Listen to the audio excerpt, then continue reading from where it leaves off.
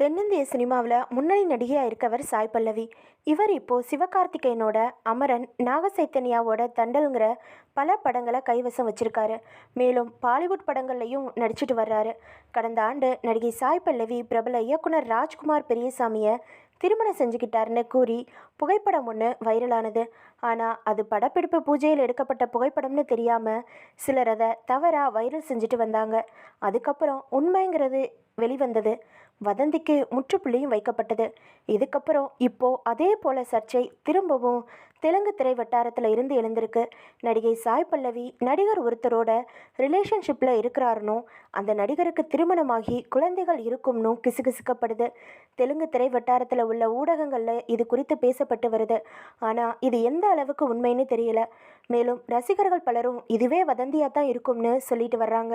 இதுவும் வதந்தியாக தான் இருக்கும்னு யாரெல்லாம் நினைக்கிறீங்க அப்படிங்கிறத கமெண்ட் பாக்ஸில் கமெண்ட் பண்ணுங்கள்.